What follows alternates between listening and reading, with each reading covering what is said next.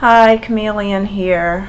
I wanted to do a video response to Sherry818, whose videos I like because she has similar hair type, 4C, probably some 4B also. She did a video, I think it's number 17, and it was about finger detangling.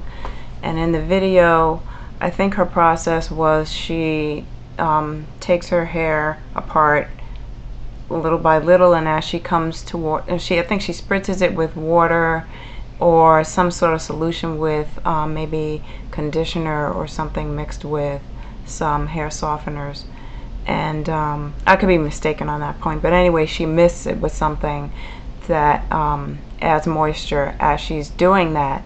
And when she comes across a knot, she tries to detangle it, and if she can't, she ends up snipping it off. This video is just a quick comment on that and to kind of show what I do. I have email.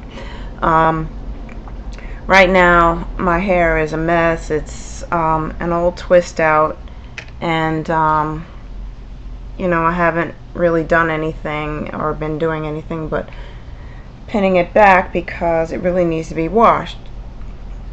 I started detangling, but I'm just gonna try to show a little bit about what I do as far as knots are concerned, because with 4B, 4C hair, that's a big issue. Each strand is so thin and the hair is so fragile. If you want to keep length, that's another thing. Sherry 818 has length, and if you want to preserve your length, you have to be very careful when you're detangling. Sometimes I'll admit I'm very impatient and I just don't do the right thing, but I'm trying to get better with that. And I just want to show you, let me get a piece of white paper to kind of show my hair against. Okay, so this is a bad old twist out. Right? Each individual piece that was formerly in a twist has a potential of knotting and matting as you let it sit and wear your hair out like that day after day.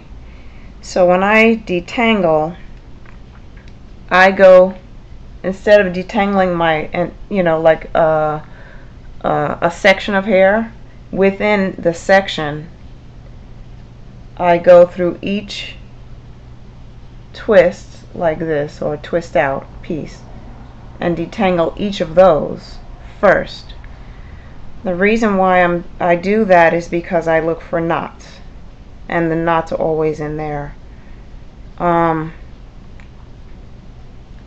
knots are typically at the end, because at the end that's the narrowest point of the twist, and it's going to be easier for hair to lock there. Okay, now here I just found a knot right here. It's up close right here.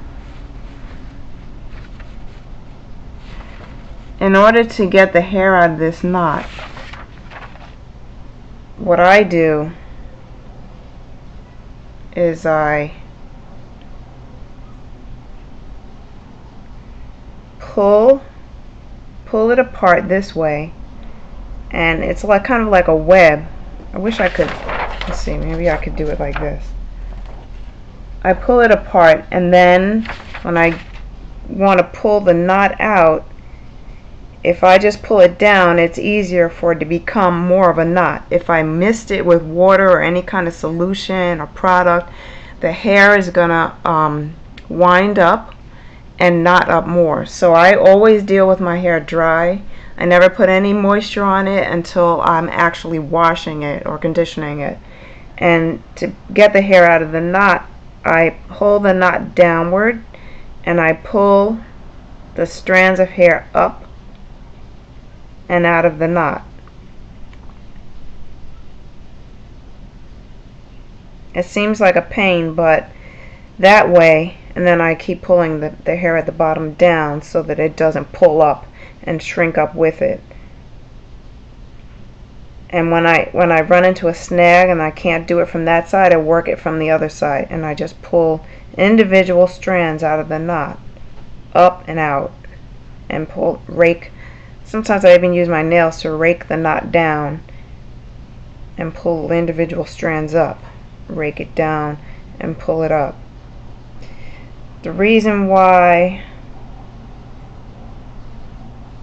well, I won't say the reason why anymore, but when I do it this way, I don't end up with any knots that I need to cut off. And for me, trying to preserve hair is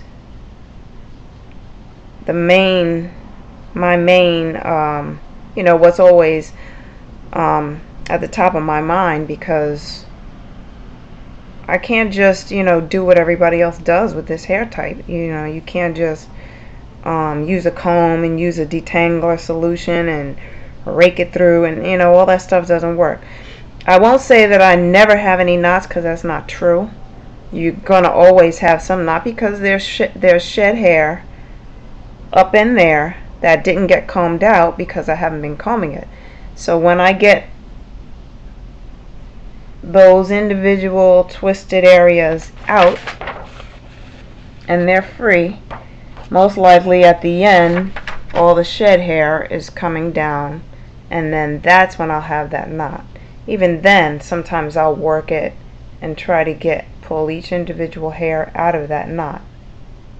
If I can't, and I'm down at the bottom and I can't, and I've got that shed hair mixed with one strand of hair it's hanging on to, then and only then I'll cut it with a scissor. And I'm not using the right kind of scissor right now, but that's basically what I wanted to point out. I just noticed her cutting out so much hair, and I think it's, you know, mainly because of that moisture that she might be, see, like here where it's, let's see, here where it's twisted up tighter, that's where all the knots are going to most likely be. So I want to make sure that I take care in pulling that section apart. Sometimes I'll even twist it opposite from the way it was twisted to help it along. But when I do it this way, dry, look at that, the knot is gone. There's nothing, you know. So that's how I detangle and save a lot of hair from needing to be cut off. I have some other videos that I want to do that are ironically not on hair, some on hair, some not, because I haven't done a video since I think the last one was the end of the summer, so it's been a while, and you know, I've been looking at videos and doing some research. My videos, I think, kind of represent people who are new to dealing with natural hair and don't really know what to use, what not to use, and how to really work with it and keep it healthy and looking good and all of that. So I have a couple of comments that I want to make on some of the research that I've done. Some of it's probably common, and you know, some people might already know it, but then, you know, there are some people that might not.